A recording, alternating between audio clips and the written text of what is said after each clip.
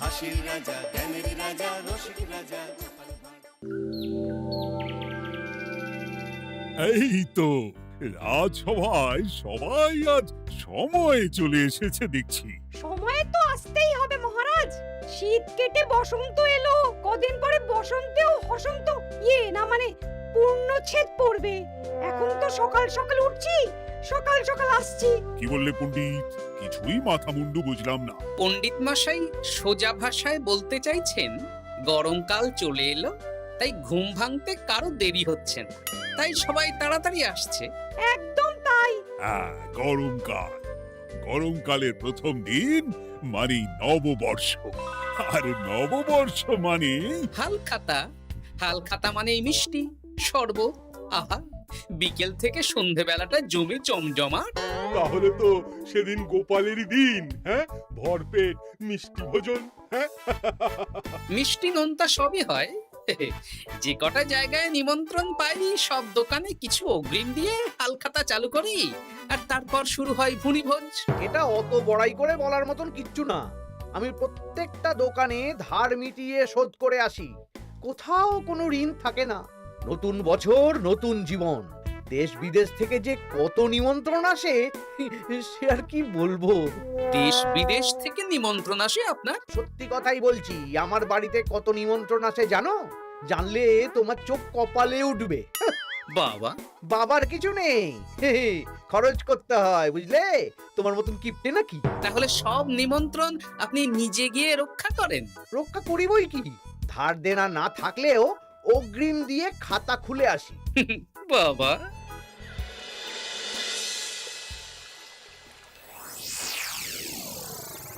তোদের একটা কাজ করতে হবে। কি কাজ বলে ফেলুন? তোরা উঠতে বসতে গোপালকে জিজ্ঞেস করবি, কি গোপাল, কটা হাল খাতার নিমন্ত্রণ পেলে? মন্ত্রী মশাইকে তো 10টা দোকান থেকে বলেছে। বুঝে গেছি, গোপালকে আপনার কাছে আরো খাটো দেখানো হবে। এই যে শোনো, এই ফলেটা ধরো, হ্যাঁ? আর মুদির দোকান থেকে 500 মুগ ডাল আর 1 কেজি চিনি নিয়ে এসো তো।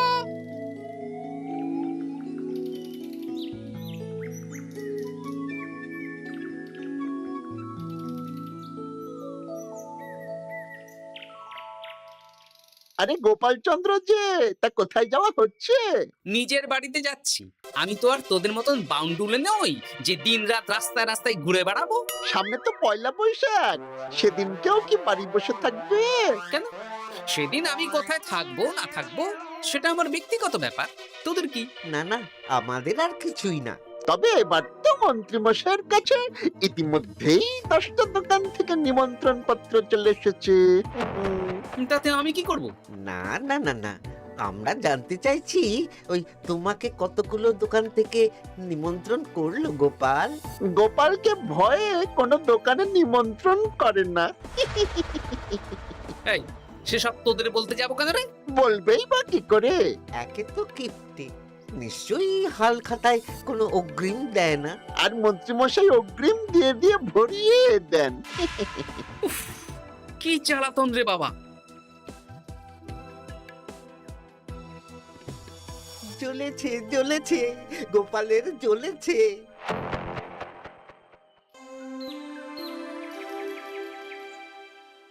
তা কি খবর বলো? সবাই হালখাতার কেমন নিমন্ত্রণ পাচ্ছ? আমার মহারাজ ওই 2 জায়গা থেকে নিমন্ত্রণ এসেছে, ভোলার দোকান আর এক মুদির দোকান থেকে। আমার একটা কলমের দোকান থেকে নিমন্ত্রণ এসেছে মহারাজ। মহারাজ, আমার ওই একটা কামারশালা থেকে নিমন্ত্রণ এসেছে, আর মুদির দোকান থেকে। আর মন্ত্রী, তোমার কি খবর? মহারাজ, আমার আপাতত 17টা নিমন্ত্রণ এসেছে। বেশ বেশ। আমি তো আর গোপালের মতন কিপটে না, গোপালকে লোকজন ভয়ে নিমন্ত্রণ করে না। এই এই এই, তোমরা ঝগড়া করো না। আমি যেটা বলছি সেটা শোনো। পয়লা বৈশাখের দিন দুপুরবেলা রাজবাড়িতে তোমাদের সবার নিমন্ত্রণ রইল। সেদিন দুপুরে একটু খাওয়া দাওয়া হবে। বাহ, তাহলে তো বাংলা নববর্ষের প্রথম দিনটা জমে যাবে। একদম। কিন্তু সন্ধেবেলাটা জমবে না, কেন? আপনি এমন কেন বলছেন মন্ত্রী মশাই? কারণ এই হাল খাতায় তোমাকে কজন আর নিমন্ত্রণ করবে বলো? যতজনই করুন না কেন, আমি অগ্রিম দিয়েই আসি। সে তুমি পেটুক বলেই যাও, কিন্তু এবারে তোমার থেকে আমি অনেক বেশি নিমন্ত্রণ পাবো। আবার শুরু হতে চলেছে। এই তোমরা থামো। পণ্ডিত, নববর্ষের দিন রাজবাড়িতে পুজো হবে। আমি জানি তুমি সেদিন খুব ব্যস্ত থাকবে, কিন্তু রাজবাড়ির পুজোটা মনে করে করে দিতে হবে। নিশ্চয়ই মহারাজ, নিশ্চয়ই। আর গোপাল, মন্ত্রী, তোমরা দুজনেই আমাকে হাল খাতার নিমন্ত্রণ পত্র দেখাবে। কে কতগুলো নিমন্ত্রণ পত্র পেয়েছো? এতেই বোঝা যাবে যে কে কত জনপ্রিয়।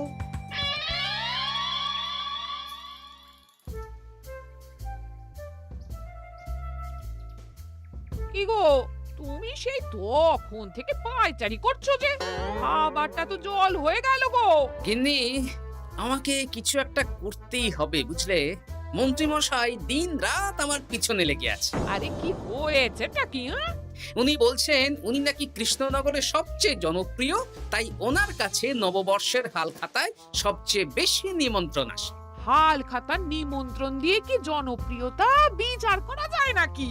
কে কাকে একটা চিঠি পাঠালো আর সে মহান হয়ে গেল? ঠিক বলেছো গিন্নি, চিঠিতেই কাপ করো। দিন রাত উঠতে বসতে কথা শোনানো, আমি দেখাবো মজা। এই বলি, তুমি কি করবে? এবার খেলা জমবে, মজা হবে।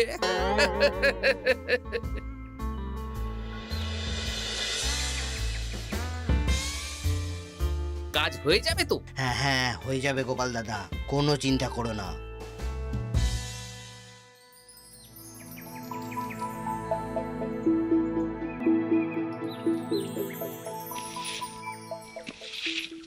ও দিদা, আমরা তো তখন থেকে ঠায় এখানে দাঁড়িয়ে আছি।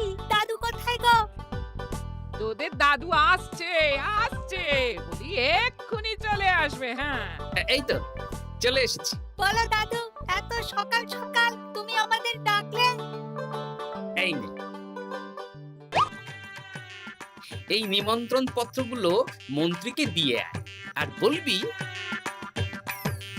যেমন বলছি তেমন কর, কোনো বাড়তি কথা বলবি না। মন্ত্রী মশাই আমাকে অনেক অপমান করার চেষ্টা করেছে, এবার আমিও মজা দেখাচ্ছি। হ্যাঁ, ঠিক আছে দাদু, তুমি যেমন বলছো আমরা তেমনই করছি। চল তাহলে মন্ত্রী মশাইয়ের বাড়ির দিকে যাই।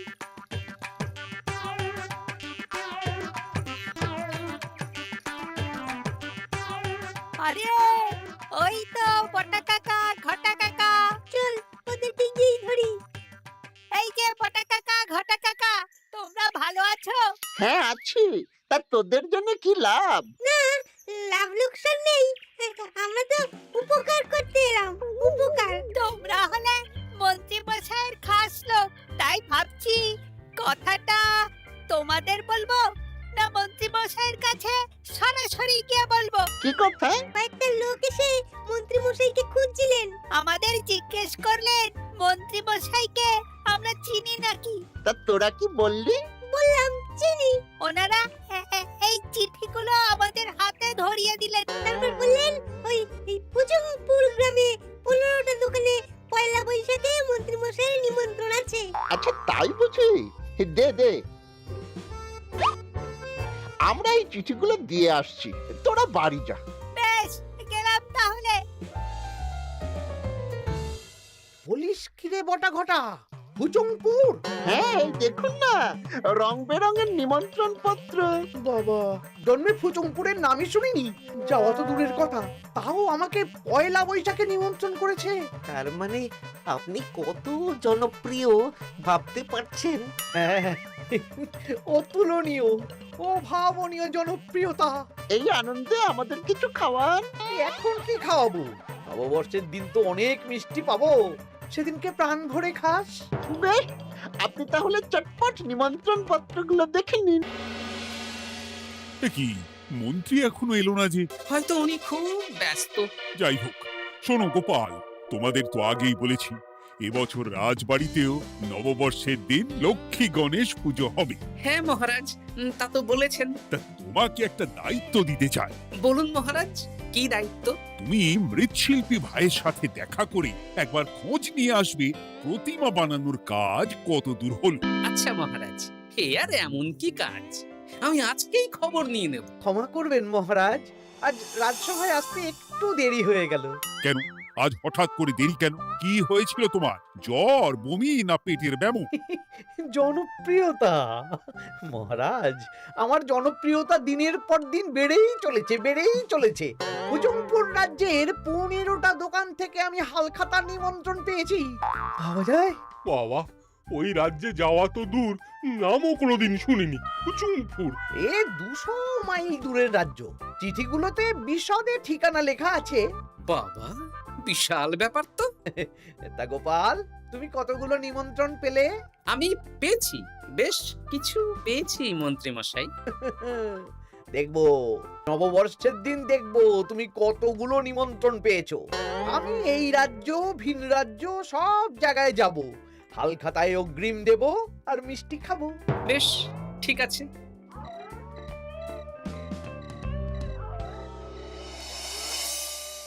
এবার মজা হবে। শোন, তোরা কোনো কথা বলবি না, তোরা শুধু আমার পিছু পিছু আয় আর মন্ত্রী মশাইয়ের বাড়ির দরজার সামনে চিঠিগুলো ফেলে দে। আচ্ছা দাদু।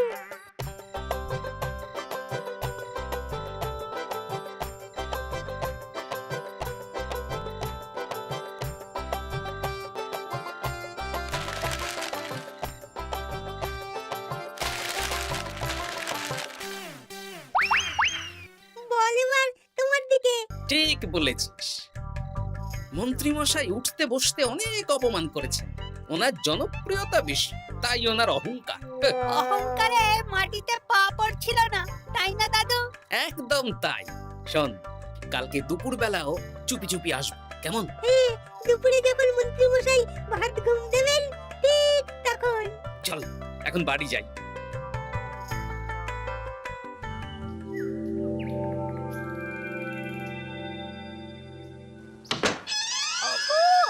ওগো দেখে যাও গো। কে গো? তুমি কোথায়? বাইরে এসো। আরে কি হলোটা কি? সকাল সকাল চিৎকার চেঁচামেচি করছো কেন? আরে দেখে যাও আগে। আমাদের বাড়ির সামনে কত চিঠি, হাজার চিঠি। সত্যিই তো। ওরে বাবা, এত চিঠি! দেখি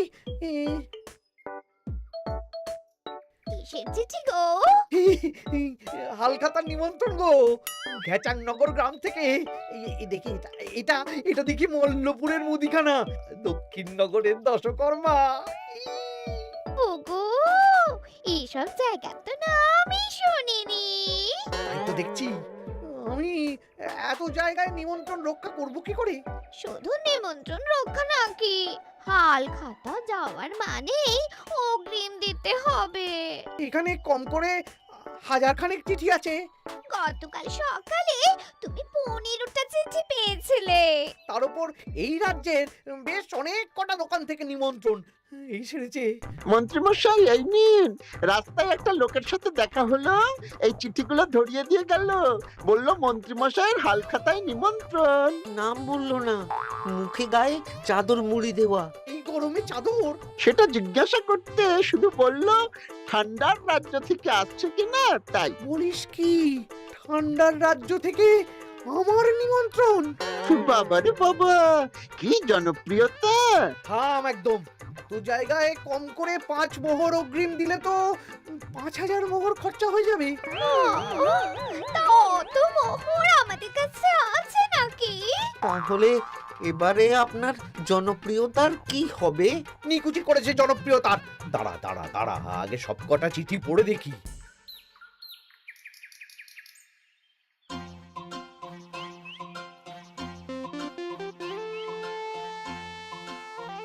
আরে এই তো পটু ভাই, তোমার বাড়িতে যাচ্ছিলাম।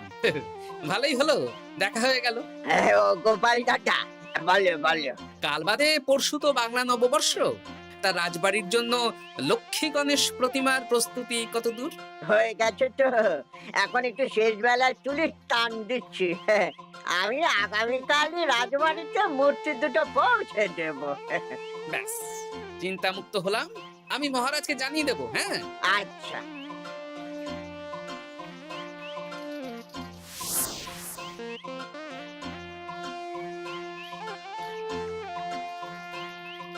পুটির বাবা, তোমাকে সকাল সকাল যে কাজটা করতে বলেছিলাম সেটা করেছে তো? হ্যাঁ গোপাল দাদা, সব চিঠি বটা ঘটার হাতেই ধরিয়ে দিয়েছি। তা তোমাকে চিনতে পারেনি তো? না না, চিনবে কিভাবে? আমি তো চাদর মুড়ি দিয়ে দেখা করেছি। এই চাদরটা? হ্যাঁ। তাহলে এটা এখনো গায়ে দিয়ে মুখ খুলে ঘুরছো কেন? হ্যাঁ, এখন খোলো খোলো খোলো। ঠিক বলেছো। দুপুরবেলা অনেক কাজ আছে। কি কাজ? শোনো। আচ্ছা। কি মুশকিল, এখন এতগুলো চিঠি আমাকে একা পড়তে হবে। তাহলে এখানেই বসে থাকো, বুঝলে? খাও দাও আর চিঠি পড়ো। নববর্ষে আবার সব জায়গায় নিমন্ত্রণ রক্ষা করতে যেতে হবে তো। আরে ওফো, কি জ্বালা। আমরা তাহলে এখন আসি। হ্যাঁ, ভাগ ভাগ।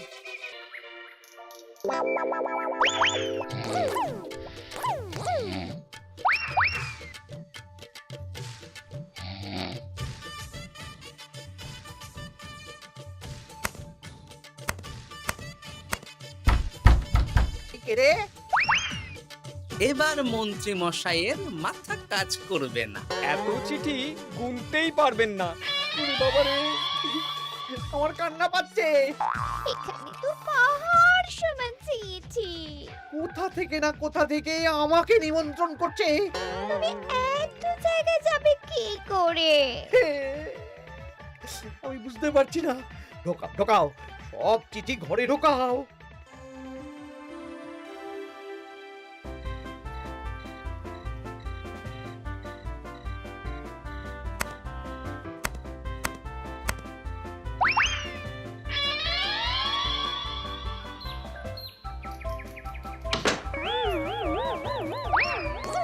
ওগো, রাতে আবার চিঠি এসেছে।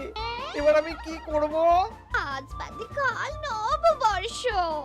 এত জায়গায় অগ্রিম দেওয়া তো দূর, যেতে গেলেও তো আমাকে ঘর বাড়ি বেচতে হবে। পড়ো পড়ো, চিঠি পড়ো, পড়েই যাও। আচ্ছা, আমাদের রাজবাড়ির পুজোর লক্ষ্মী গণেশ ঠাকুর প্রতিমা চলে এসেছে। পণ্ডিত, মনে আছে তো? হ্যাঁ মহারাজ, মনে আছে। আগামীকাল সকাল সকাল পুজো করব। কিন্তু মন্ত্রী যে এলো না এখনো। উনি এত নিমন্ত্রণ পেয়েছেন যে পড়ার সময় পাচ্ছেন না মহারাজ। রাজসভায় আসতে পারলে হয়। বাবা বাবা বাবা, এত নিমন্ত্রণ! আমিও লোক মুখে শুনলাম উনি নাকি হাজার হাজার নিমন্ত্রণ পাচ্ছেন। দিন রাত বস্তা বস্তা নিমন্ত্রণের চিঠি আসে। বাবা বাবা, এ তো আজব ব্যাপার। হ্যাঁ, তাই না তাই।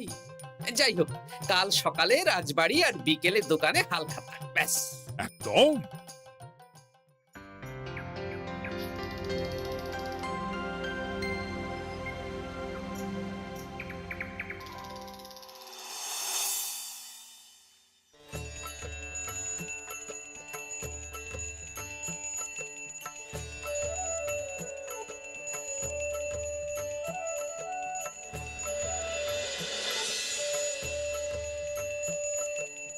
শুভ নববর্ষ মহারাজ। শুভ নববর্ষ। দেখো দেখো, আরতি দেখো। পুজো হয়ে গেলে সবাই মিষ্টি মুখ করে তবে যেও কিন্তু। নিশ্চয়ই নিশ্চয়ই মহারাজ। আজ তো পেটে মিষ্টির বৃষ্টি হবে। হ্যাঁ, শুধু মন্ত্রীটা এলো না। উনি এখনো চিঠি পড়ছেন, থুরি গুনছেন।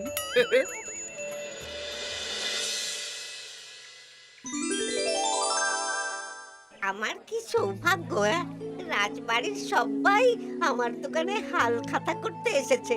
শুধু মন্ত্রী মশাই আসেন। হ্যাঁ, ওকে কদিন ধরে রাজসভাতেও দেখছি না। ভোলা, এই নাও তোমার অগ্রিম। আমাকে যেতে হবে। এ কিরকম হালখাতা রক্ষা মন্ত্রী মশাই? শুভ নববর্ষ বলুন, আমরা সবাই এখানে আছি। সবার সাথে কথা বলুন। হ্যাঁ, এ তো অভদ্রতা। তুমি দাঁড়াও। মহারাজ, আমাকে ছেড়ে দিন, আমার মাথা কাজ করছে না মহারাজ। কত হাজার যে নিমন্ত্রণ পেয়েছি ঠিক ঠিকানা নেই। তা সব নিমন্ত্রণ রক্ষা করতে পারবে তো মন্ত্রী? না না না, অত সম্ভব নাকি? দেশ বিদেশ, এই রাজ্য ভিন রাজ্য, ফুতুংপুর, হ্যানা ত্যানা সব জায়গা থেকে নিমন্ত্রণ পেয়েছি। তাহলে আপনি যে রাজসভায় বড় মুখ করে বললেন আপনি নববর্ষের দিন যত জায়গায় নিমন্ত্রণ পান সব জায়গায় হালখাতা রক্ষা করেন আর অগ্রিম দিয়ে আসেন। এ আমি জানি নাকি যে এত নিমন্ত্রণ পাবো? তাহলে তো মন্ত্রী তুমি ভুল করেছো। সেদিন গোপালকে নিচু দেখানোর জন্য অহংকার করা তোমার উচিত হয়নি। হ্যাঁ, আমার ভুল হয়েছে, আমাকে ক্ষমা করুন। অনেক দেরি হয়ে যাচ্ছে, আমাকে যেতে দিন। এই রাজ্যের নিমন্ত্রণ রক্ষা করে অন্য রাজ্যেও যেতে হবে মহারাজ। অন্য রাজ্যে কোথাও যেতে হবে না মন্ত্রী মশাই, সে কি? কেন? কারণ সব চিঠি আমি পাঠিয়েছি। একটা ছাপাখানায় বলে বিভিন্ন জায়গার নিমন্ত্রণ পত্র ছেপে আপনার বাড়ি পাঠিয়েছি। হ্যাঁ? হ্যাঁ নয় হ্যাঁ, যাতে আপনার বছরের প্রথম দিনে অহংকার ভাঙে।